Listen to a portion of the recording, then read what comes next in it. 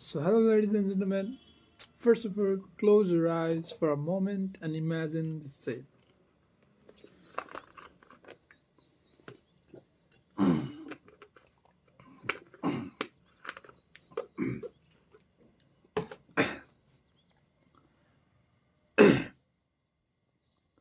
You sit down at a desk with a simple intention.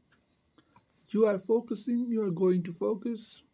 The task in front of you is clear. Maybe it's studying for exam, maybe it's building a project, maybe it's writing something important.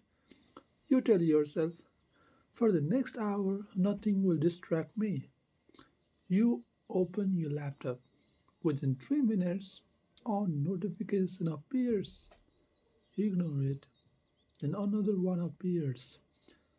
A thought enters your mind. Let me just check one message quickly. You check it. 5 minutes pass. Then you remember something unrelated. You open another tab. By the time you looked at the clock again, 40 minutes are gone. And the work you plan to do is barely started. You feel slightly frustrated, maybe even disappointed in yourself. You had time, you had intention, but you didn't have focus. This is not a real story, this is a modern life. Focus today is not just a skill, it is a battle. Not because we are weak, but because we are surrounded by the systems designed to pull our attention in thousands directions. Every app competes for you. Every notification demands urgency. Every scroll promises something new. Your brain is constantly tempted with novelty, and novelty releases dopamine. Dopamine. The small hit of stimulations feels rewarding, so your mind learns to crave quick saves instead of sustained attention. But here is something important to understand. Focus is not just about starting at something, it is about choosing what deserves your mental energy and protecting that advice, that choice. Imagine your attention as a flashlight in the dark room. Whenever you point it, wherever you point it, the area becomes visible. Everything else remains in shadow. The problem is not that the room is too large. The problem is that we keep shaking the flashlight. We move it every few seconds.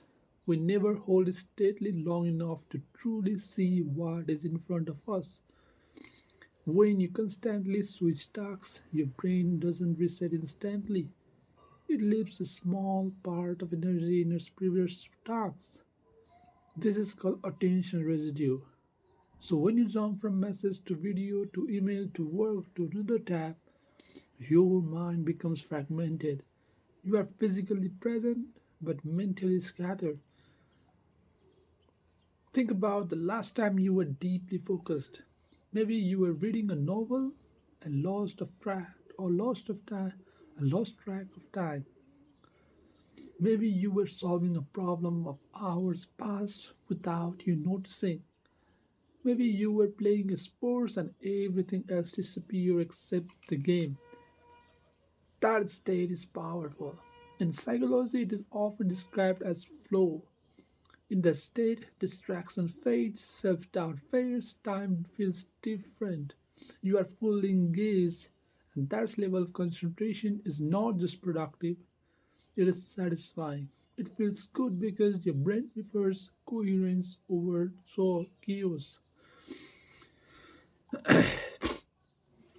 Now ask yourself, why is it so hard to enter the state regularly? It is not because you are incapable, but it is because focus requires friction at the beginning. When you first sit down to work, your brain resists. It wants easier simulations, it wants something quicker and effortless. The first 10 minutes are often uncomfortable, but if you push through that initial resistance, something shifts. The mind settles, thoughts align, momentum builds. Most people quit before the shifts happen. They interpret discomfort as inability. instead of understanding it is as a transition phase.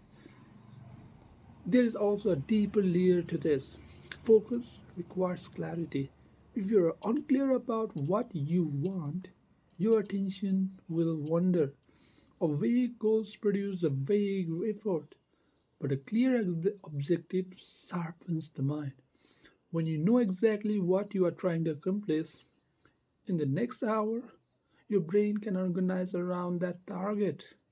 Without clarity, distraction feels more appealing because there is no stronger anchor pulling you back.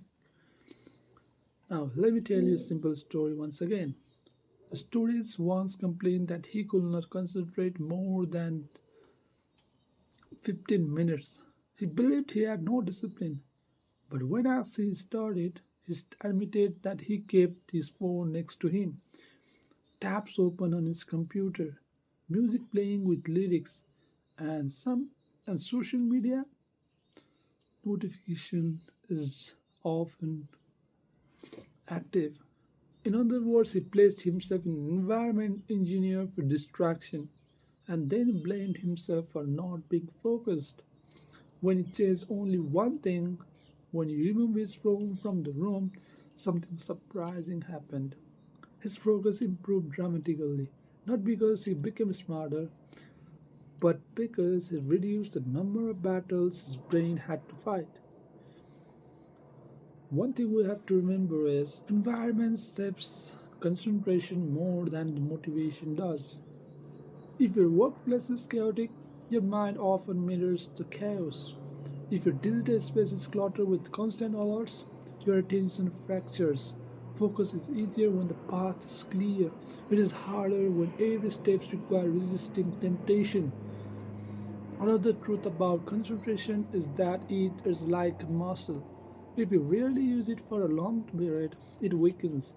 If you train it gradually, it strengthens. Expecting yourself to jump from constant scrolling to 2 hours of deep work instantly is unrealistic. Start smaller, 20 uninterrupted minutes, then extend it. Just as physical endurance grows with training, mental endurance does too. There's also the emotional side of focus. Sometimes we avoid concentrating not because we are distracted, but we are afraid. Afraid of failing, afraid of realizing we don't understand something, afraid of discovering our limits. Distraction becomes a shield.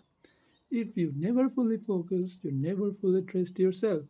And if you never fully test yourself, you can always say, I could have done this if I tried. True focus removes excuses. It demands full engagement. It reveals the truth of your current ability. That can be uncomfortable, but it is necessary for growth. Think about athletics during the crucial moment of the game.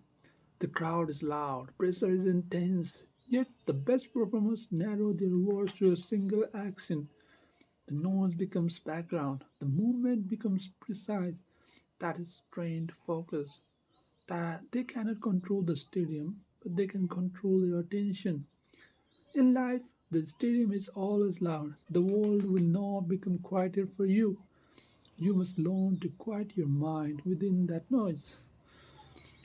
Concentration also changes the quality of your work. When you divide your attention, your output becomes shallow. You make complete tasks, but without depth. When you concentrate deeply, ideas connect, patterns emerge, creativity expands. You see details others miss. The difference between average and exceptional performers often lies not in talent, but in sustained attention. Consider how relationships improves with focus. When you truly listen to someone without glancing at your phone, without planning your response when while they speak, and the conversation deepens, the other person feels valued. Connection strengthens. Attention is a form of respect. When you give it fully, it transforms interaction. Now imagine what will happen if you train your focus daily. If you protect the certain hours as carefree from interruptions, if you treat your attention as something valuable instead of something disposable, Over weeks and months, the results will compound. Skills will develop faster, projects will progress steadily, and confidence will grow because you will trust your ability to direct your own mind. Focus is not about being serious all the time, it's about being intentional. When you choose to relax, relax fully. When you choose to work, work fully. The problem arises when you blur the two. Half working while half scrolling leads to frustration without rest and effort without achievements. There is quite power in knowing you can sit with a task and not move away from it. It builds self trust, and self trust spills into every area of life. You become less reactive, less scattered, more deliberate. Decision improves because you are not constantly pulled on by impulses. In the end, focus and concentration are the mysterious talent reserved for a few. They are habits shaped by environment, clarity, and practice. The world will continue to compete for your attention. Notification will continue, content will continue, noise will continue. But within that noise, you have the capability to choose where your mental energy goes. And that choice repeatedly shapes everything. It shapes what you learn, what you build, how you connect, and ultimately who you become. Focus is not just about productivity, it is about directing your life deliberately instead of allowing it to be directed by every passing distractions. When you learn to hold that flashing steadily, even for a little longer each day, you begin to see your potential more clearly. And once you see it clearly, you can move towards it without constantly losing your way. So that's for today, guys. I'll meet you in the next one. Till then, I'm Master Bruce. Bye.